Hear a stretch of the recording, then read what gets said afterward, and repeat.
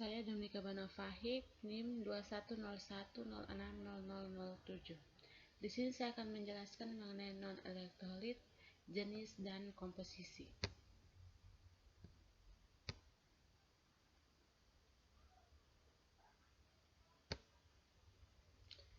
Baik, di sini yang pertama definisi larutan. Larutan merupakan campuran homogen yang terdiri dari dua zat atau lebih. Suatu larutan terdiri dari zat terlarut, solut, dan pelarut solvent. Zat yang jumlahnya banyak biasanya disebut pelarut, sementara zat yang jumlahnya sedikit disebut zat terlarut. Tetapi ini tidak mutlak. Bisa saja dipilih zat yang dipilih sedikit sebagai pelarut, tergantung pada keperluannya. Tetapi di sini akan digunakan pengertian yang biasa digunakan untuk pelarut dan terlarut.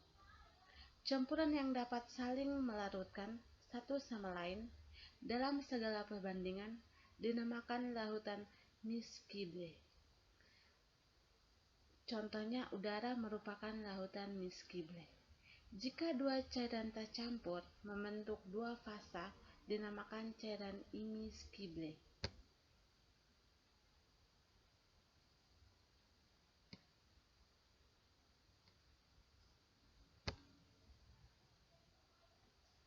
Baik, yang berikut jenis-jenis larutan. Di sini terdapat 3 jenis larutan, yaitu larutan ideal dan non-ideal. Yang kedua, larutan elektrolit dan non-elektrolit. Yang ketiga, larutan jenuh, tak jenuh, dan lewat jenuh.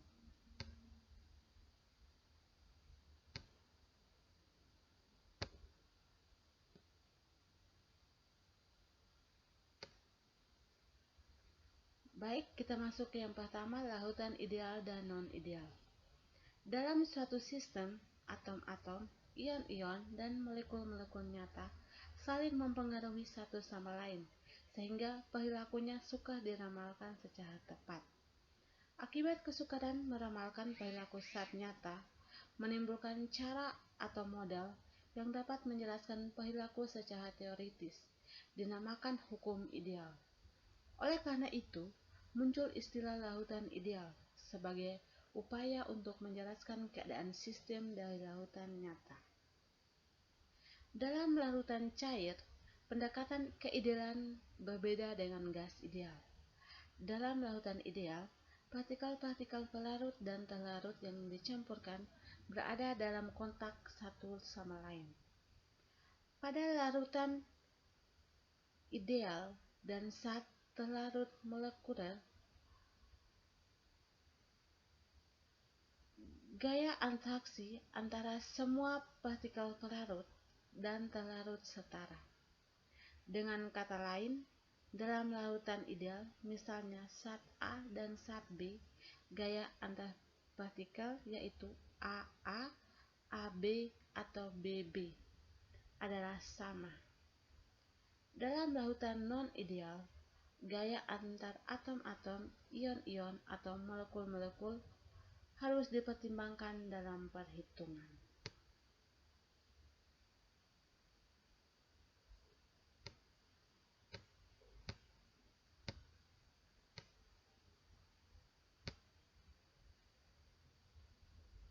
Yang berikut larutan elektrolit dan non-elektrolit. Dalam larutan cair, zat padat dapat berada dalam bentuk ion-ionnya maupun molekulernya. Jika NaCl terlarut dalam air, ion Na+ dan ion Cl- masing-masing terhidrasi dalam air, dan ion-ion yang terhidrasi itu secara bebas dapat bergerak ke seluruh medium larutan.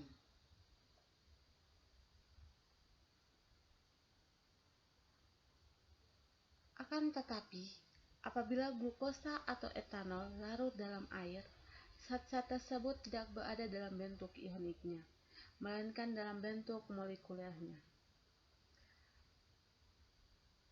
Zat-zat yang dalam air membentuk ion-ion dinamakan zat elektrolit, dan larutan yang membentuk dinamakan larutan elektrolit.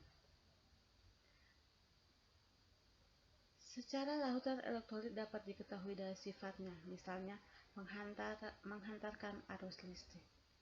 Zat-zat yang tergolong elektrolit bersifat basa dan garam. Contohnya HCl gas ditambah H2OL, H2O liquid menghasilkan H3O plus aqueous ditambah Cl- aqueous. Selanjutnya untuk contoh basa yang dalam keadaan murni berupa senyawa kovalen, contohnya NH3 gas ditambah H2O aqueous menghasilkan NH4 plus Ag ditambah OH-Ag. Selanjutnya untuk dehidrasi dalam pelarut air,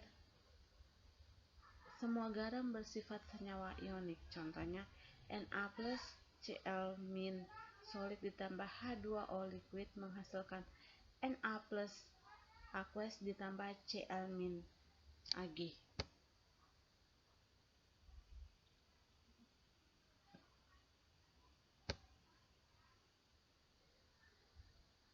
Yang berikut larutan jenuh, tak jenuh, dan lewat jenuh.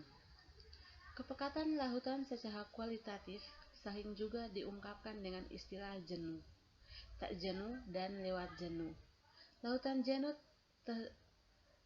jenuh dari zat X adalah larutan yang di dalamnya terdapat zat X terlarut berada dalam kesetimbangan dengan zat X yang tidak larut.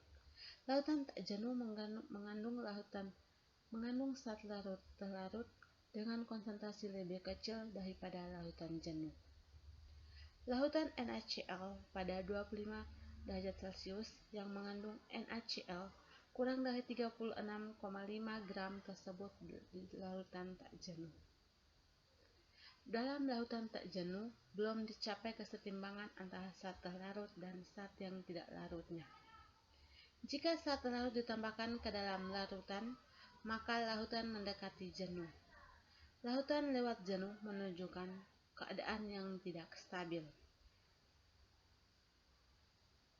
Sebab larutan mengandung zat terlarut yang jumlahnya melebihi konsentrasi kesetimbangannya.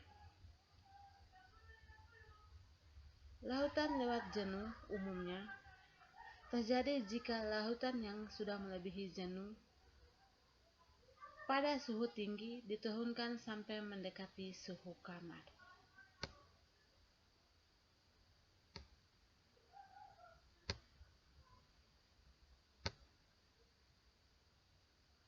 Baik, di sini ada proses pelarutan. Proses pelarutan di sini dibagi atas 3 proses, yaitu yang pertama pelarutan cair-cair, di mana dalam pelarutan cair-cair ini kita membahas pelarutan zat cair dan zat cair lainnya. Banyak ilmuwan kimia mengemukakan istilah like dissolve like sebagai prinsip umumnya untuk menyatakan pelarutan.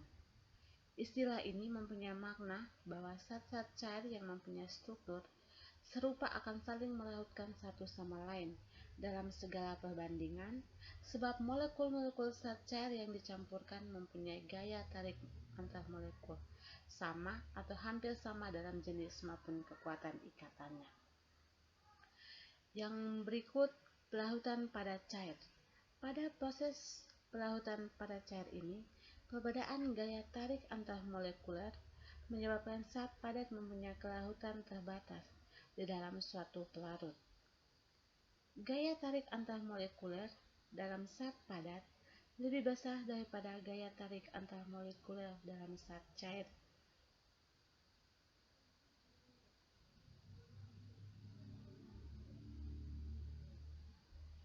Untuk suhu yang sama, sehingga dapat diduga bahwa gaya tarik antar molekuler 2I2 lebih besar daripada